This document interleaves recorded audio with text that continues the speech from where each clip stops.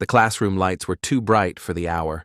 A row of pilots sat at folding tables with styrofoam cups and iPads glowing in front of them. The screen showed a new airplane that looked exactly like the old one. 737 on the fuselage, winglets, a familiar cockpit.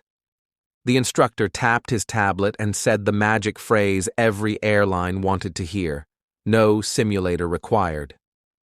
Pilots scrolled through a computer-based course that skimmed checklists, differences, and a handful of diagrams. The message was that nothing big had changed.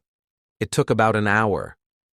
On the ramp outside the windows, the first deliveries of a jet called the 737 MAX were being towed into place. Years earlier, Boeing had faced a simple problem with expensive consequences. Airlines were ordering Airbus A320neos with new, efficient engines, and Boeing needed an answer fast. The company chose to keep the 737 airframe, a design stretching back to the 1960s, and fit it with larger LEAP 1B engines. Those engines had to sit higher and farther forward to clear the ground. In test flights, the nose wanted to rise at high angles of attack. Engineers wrote software to help. They called it the Maneuvering Characteristics Augmentation System, MCAS. It was a line of code wrapped around the promise that pilots could fly the MAX like any other 737. The sales pitch hinged on training.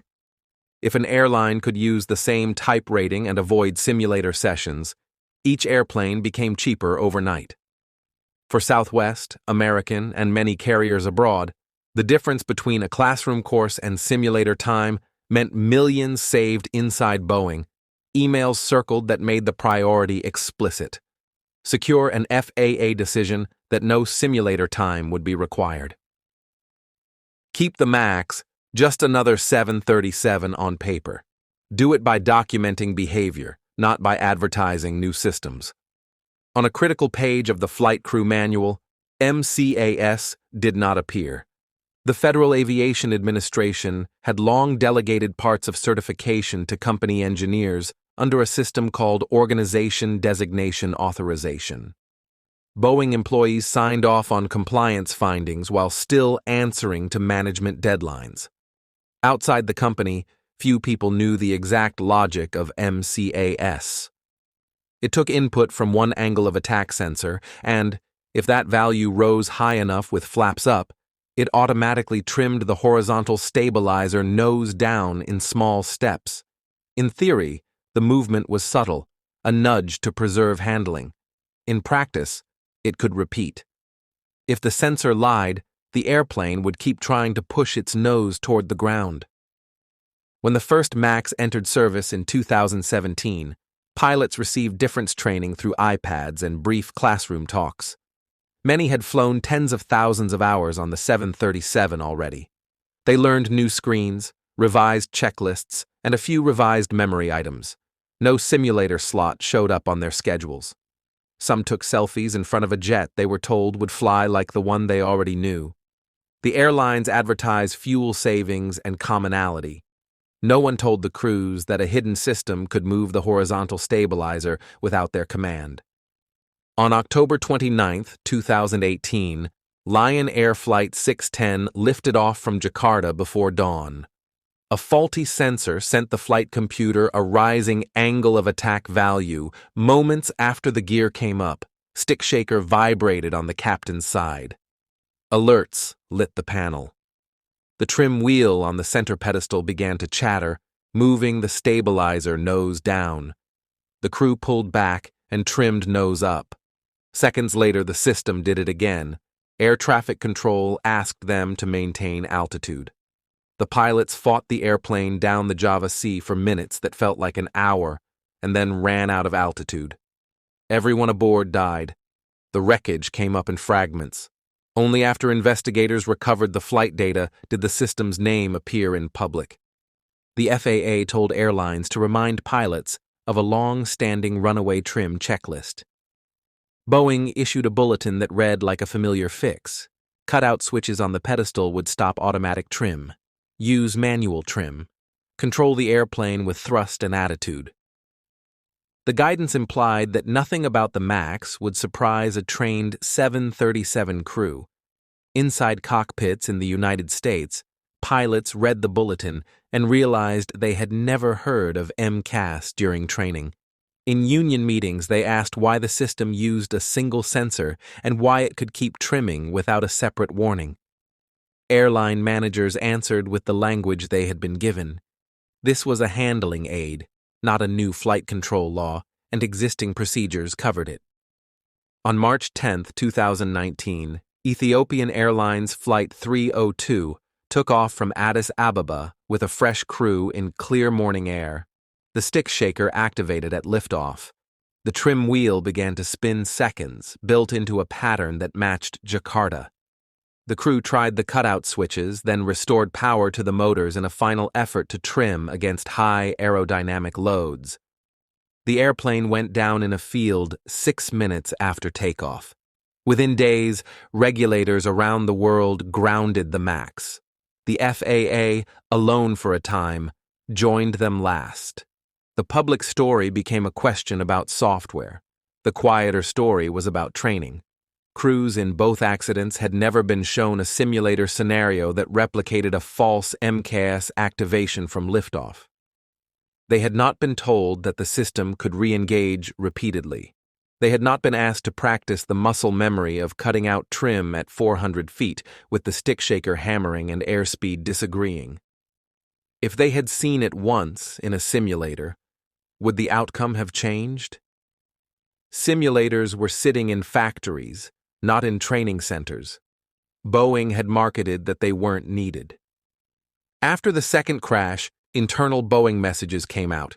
In one, a technical pilot boasted in 2016 that he had Jedi mind-tricked regulators into accepting the iPad course.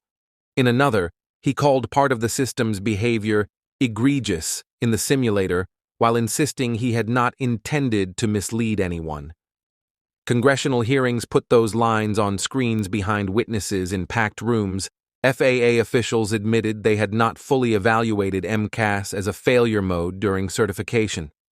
Airline training departments revised their modules to add the words they had never said before.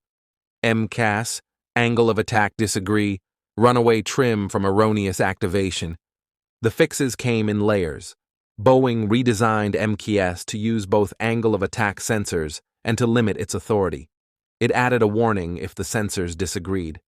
The FAA wrote an airworthiness directive that spelled out software changes and training requirements. For the first time, the checklist included a scenario in which pilots would see the airplane behave as it had behaved in Jakarta and Addis Ababa. The mandatory path back to the line ran through a simulator bay where the trim wheel spun loud enough to make an instructor stop talking. Airlines scheduled each pilot for hands-on sessions. In the motion capsule, crews saw how quickly tasks stack up in a minute after takeoff when you're fighting a wrong signal and the airplane is telling you the stall is near. Families of the dead watched these steps with mixed anger and relief. What came easiest, adding a paragraph to a manual, had been the last thing done. The hard path, admitting publicly that a sales promise about training had been reckless, took hearings, subpoenas, and a global grounding. Regulators wrote new guidance to force more independent review when a company changes flight control logic. The Department of Justice charged Boeing with fraud related to how it presented the airplane to the FAA. The company accepted a settlement that required compliance improvements and payments to airlines and victims. The technical pilot who had traded those messages went to trial and was acquitted. The jury saw negligence and confusion rather than a crime. None of it restored confidence outright that would come only by flying and by training that treated software as a system, not a footnote. The return to service in late 2020 unfolded quietly. Pilots stepped into simulators first, met MCAS in a controlled storm, and learned to shut it up with switches and trim wheels they could now feel in their hands. The iPads still existed for review, but the new difference course had a motion base under it and an instructor with his hand near the pause button.